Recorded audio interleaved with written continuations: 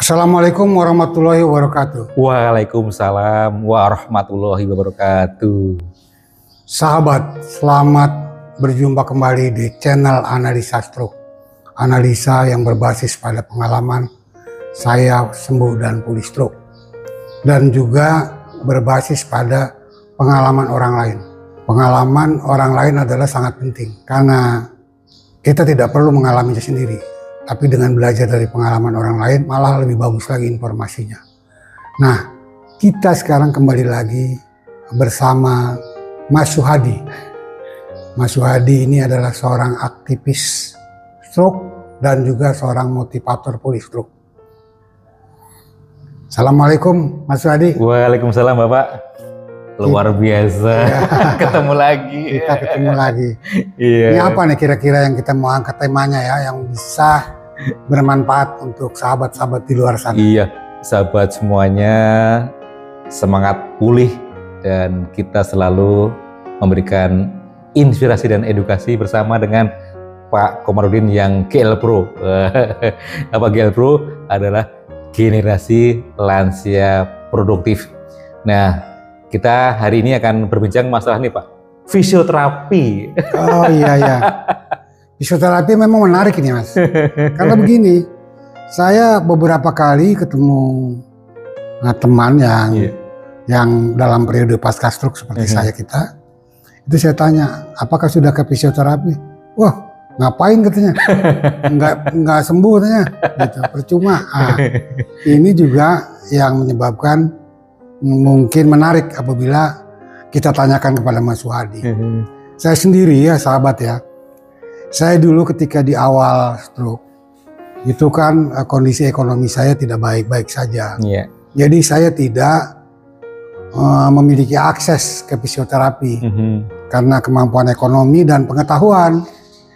Sehingga baru saya tahu belakangan bahwa ada yang namanya rehab medik. Waktu itu saya ingat saya ikut di mana di rumah sakit Persahabatan dan saya terapi di rehab medik. Nah itu saya baru tahu, dan itu kita tanyakan apa itu fisioterapi dan apa itu rehab medik. Mungkin nanti Mas Suhadi akan bisa menjelaskan. Dan saya sendiri yakin betul ketika itu bahwa fisioterapi adalah satu-satunya jalan. Tetapi saya tidak punya akses dan saya melakukan pemulihan itu dengan cara jalan kaki sejauh-jauhnya. Dan itu menggunakan prinsip fisioterapi juga. Karena mengulang-ulang gerakan. Nah, Mas Suhadi bisa jelaskan sih apa sih fisioterapi itu? Baik sahabat dan seluruh pemirsa channel Analisa Stroke yang sangat kami banggakan. Jadi kita sebagai pasien stroke Pak, itu pasien yang setelah dirawat dari rumah sakit yang ada unit stroke-nya, pasti rumah sakit tersebut atau fasilitas tersebut punya fasilitas untuk fisioterapi. Nah, jadi setelah kita pulang dari rumah sakit, dokter saraf atau dari neurologi itu pasti waktu kontrol dokter neuro akan memberi rujukan kepada dokter rehab medik untuk melakukan fisioterapi. Dan jangan lupa Pak, ini bisa diakses ke BPJS Pak. Nah, jadi pemirsa semuanya bahwa fisioterapi ini bisa diakses dengan BPJS. Nah, dengan catatan rumah sakit yang punya unit stroke, ya, karena kan terintegrasi Pak. Jadi saya ulang lagi ya, kita pas kontrol dengan dokter saraf atau neuro, kita nanti akan dirujuk oleh dokter neuro ke dokter rehab medik. Nah, sekarang ini untuk peraturan Kemenkes yang baru Pak, kita diberikan jatah fisioterapi itu sebanyak 6 kali terapi.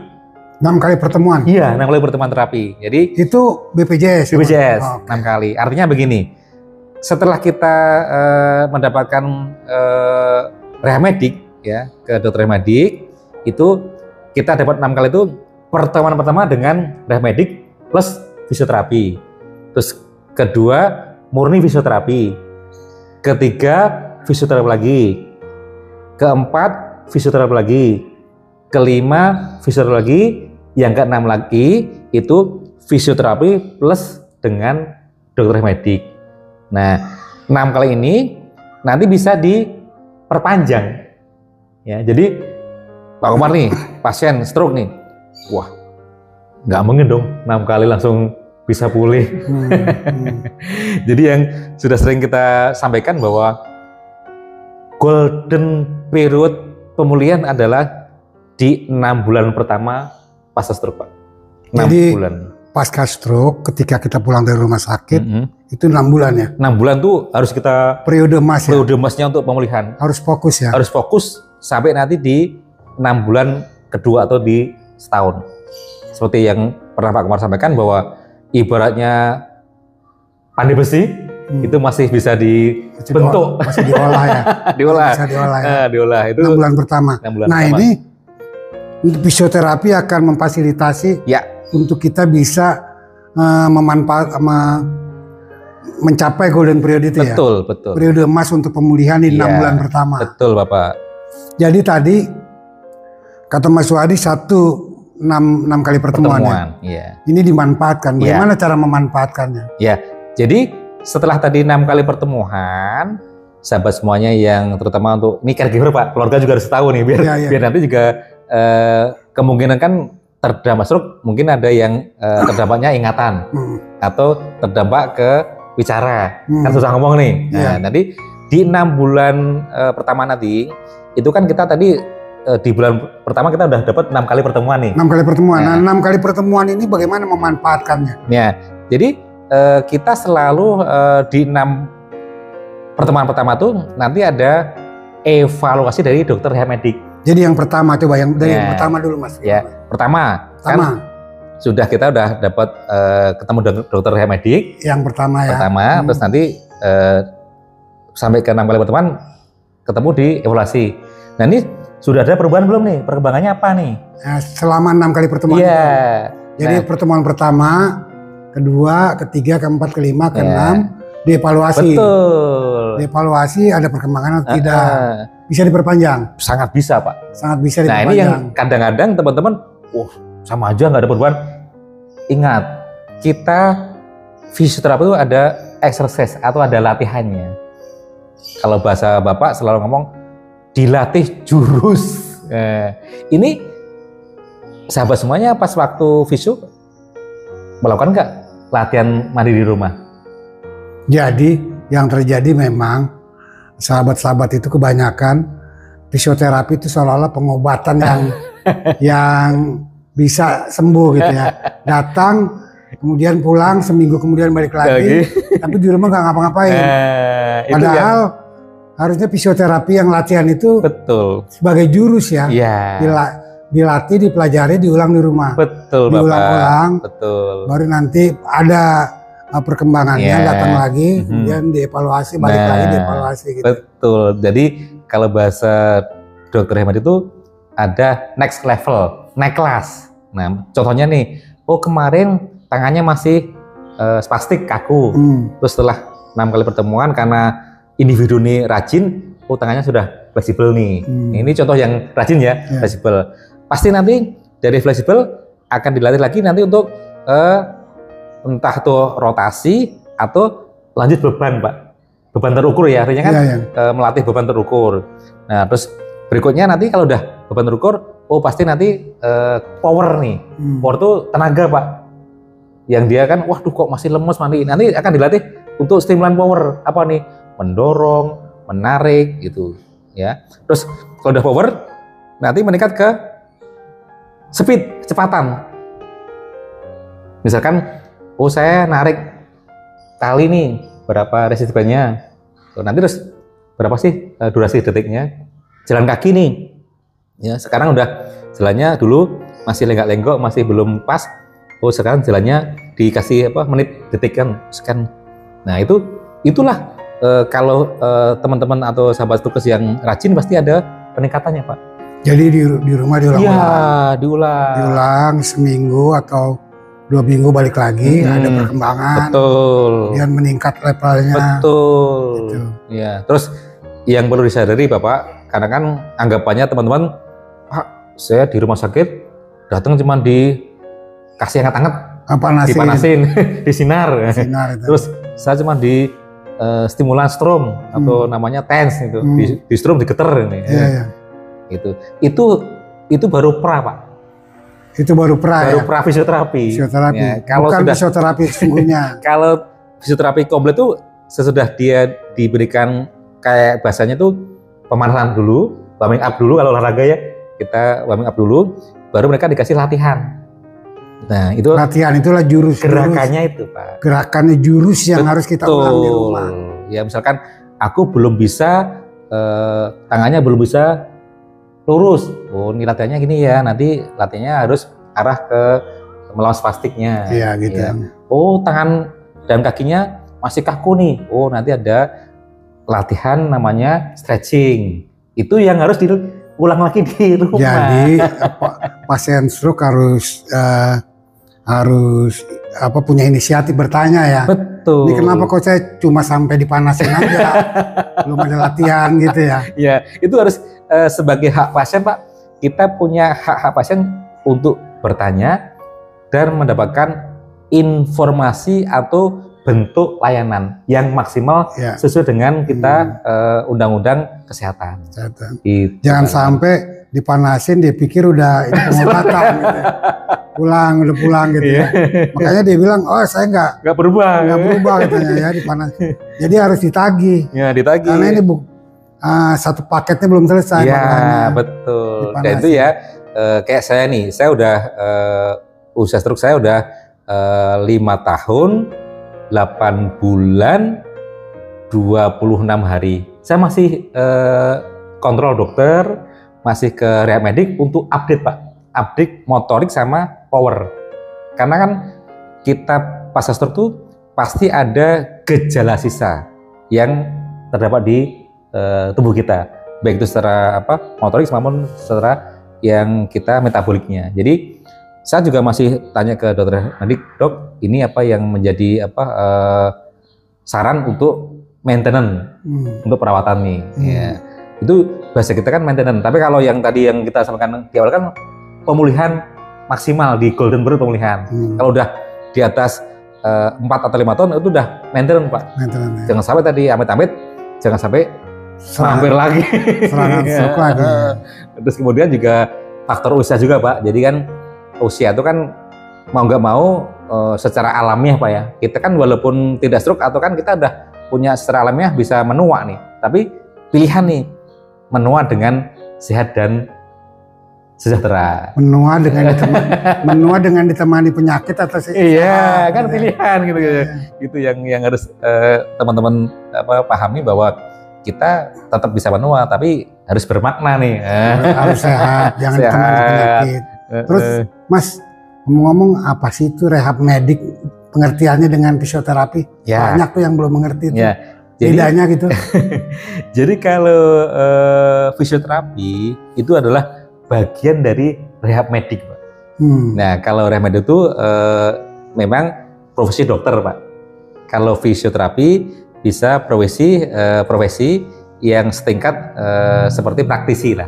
Kalau fisioterapi, tapi juga ada spesialis lagi yang yang untuk fisioterapi ya. Jadi tetap seorang fisioterapi nanti akan berkoordinasi dengan rehab medik. Karena itu bagian dari rehab medik. Nah, tapi pelaksananya bisa tetap teman-teman paramedis, praktisi fisioterapi gitu. Tapi kalau rehab medik itu pasti dokter.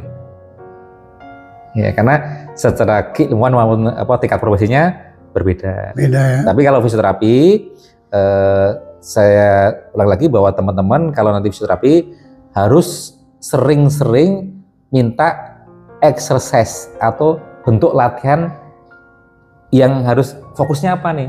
Misalkan dulu Pak Komar, wah saya tangannya belum bisa untuk makan, belum bisa untuk ngancing baju atau pakai dasi atau pakai narik sepatu. Itu yang semata-mata kita harus berani explore Pak. Explore tadi ada apa? melatih gerakan yang masih ada kendala atau hambatan dampak dari stroke. Apa yang dirasakan, itu yang kita latih. Betul, jangan terus udah wis gini aja. Tapi kalau kita selalu explore, saya kayaknya tangan saya tuh kalau buat apa namanya? Masih ada nih. Ya. Itu yang dilatih. Kaki saya tuh kalau buat jalan kok kurang nih ya, kurang enak nih, kurang masih lincah lah. Iya kan? Masih giol-giol. Nah, itu yang harus dilatih, ditanyakan ke teman-teman fisioterapi. Ya. Itu yang harus dilakukan begitu Pak. Jadi jangan sampai tadi yang sudah paradigma teman-teman Mas Roma, soal fisioterapi nggak ada perubahan, nggak ada nih. Nah, padahal fisioterapi adalah yang paling utama adalah latihan ya. Betul. Latihan. Dan ini kalau ada kasus begini, Mas Wadi, ada orang pasca stroke baru pulang dari rumah sakit, lumpuh semua itu pada bagian kiri atau kanannya. Iya. Nah itu dia datang ke fisioterapi, nanti diajarin ya. Pertama nanti tadi yang ada alatnya yang TENS atau yang sinar ultraviolet itu adalah untuk stimulan Pak. Stimulan. Ya makanya kan kalau stimulan ya. Stimulan bukan terapi ya. Bukan terapi. Stimulan. Jadi untuk menstimulasi saraf ya, saraf ya, dan nanti stimulasi gerakannya, motoriknya. Ya. Kalau udah ini bapak ini udah bisa gerak dikit nih, baru nanti diajarin untuk melatih fungsional. Fungsional itu adalah fungsi gerak tubuh. Itu namanya fungsional. Tangan saya ini fungsionalnya untuk ngambil gelas, untuk minum. Ya. Nah, sebelum fungsional tadi gerakannya dilatih. Karena kan terdapat, kok megang gelasnya nggak bisa. Nah, itu yang kita dilatih fungsional. Mengembalikan fungsi gerak lagi di fisioterapi. Jadi mungkin maksudnya kita jangan berkecil hati ya. Betul. Ketika di awal itu lumpuh, jangan berkecil hati. Nah ini kan kebanyakan orang putus asa. Dia pikir nggak ada perubahan. Ternyata itu ada perubahan apabila dilatih. Dan petunjuk pertama itu fisioterapi ya. Betul. Fisioterapi. Jadi kita harus fisioterapi. Tapi bisa dilakukan sendiri. Tapi itu kan memerlukan pemikiran yang tekun, hanya orang yang punya tekad, jarang terjadi. Kita ada fasilitas fisioterapi itu yang kita manfaatkan ya. Betul sekali Pak Umar. Jadi setelah fisioterapi tadi yang seperti Bapak sering kali sampaikan ke teman-teman di channel Amnesia Stroke, jurus-jurus inilah ibaratnya yang harus kita mampu kita kuasai, mampu kita kendalikan lagi untuk melatih fungsi gerak tubuh kita. Nah, yang ngasih jurus apa? Tim fisioterapisnya dan dokter rehabilitiknya. Ya, jadi ini loh, kamu tak kasih jurus untuk kaki, itu diulang lagi. Tak kasih jurus untuk pemulihan tangan, ulang lagi. Nah, kalau udah fisioterapi sudah kita jalankan, itu kita namanya latihan mandiri. Latihan mandiri, jalan yang jauh ya. Jalan yang jauh, gitu. Narik-narik beban, segala macam. Nanti tadi yang selalu diingat adalah perhatikan posisi tubuh dan arah gerakannya Pak. Karena kan jurus atau yang diajarkan oleh fisioterapi tadi pasti dia akan memperhatikan daya kekuatan si individu tadi dan posisi tubuhnya. Juga tadi arah gerakannya. Itu yang harus selalu diingat. Posisi tubuh dan arah gerakannya. Jangan sampai salah posisi Pak. Jangan sampai salah gerak. Kalau salah posisi tadi jurusnya jurus mabok lagi. Salah ya. Itu. Jadi jurusnya harus jurus mematikan. Yang tepat sasaran. Tepat sasaran maksudnya. Tepat sasaran, bercanda sahabat. Jadi tepat sasaran. Jangan sampai nanti kita latihan dengan keras tapi ternyata salah, malah jadi cacat permanen. Nah, jadi maunya pulih malah ada PR lagi nih, ada masalah baru. Ngomong-ngomong itu fisioterapi bisa dipanggil ke rumah. Fisioterapi ada yang home care Pak. Ada yang home care. Ada home care. Jadi tergantung dari kemampuan individu ya. Pasien ya. Individu. Jadi artinya bisa kita minta itu untuk datang ya, melatih kita. Setiap hari atau setiap saat. Pokoknya bahasa secara teori remedik itu setiap satu gerakan Pak, setiap jurus itu harus diulang 3.000 kali. Dan itu pembimbingnya atau fisioterapisnya itu bisa diundang ke rumah ya. Bisa ya, ada yang home care fisioterapinya. Ada sekarang ada yang online loh Pak.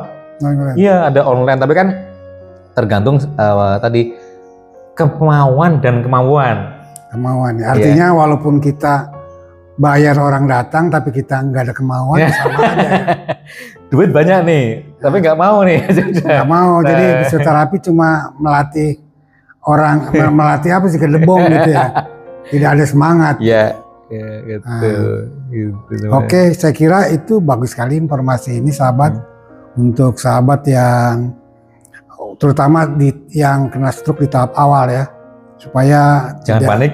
Jangan panik dan melakukan kesalahan di dalam latihan. Nanti malah berobat nggak keru-keruan. Gitu. Ada Pak, mohon maaf nih teman-teman, bukan kita nggak boleh ya.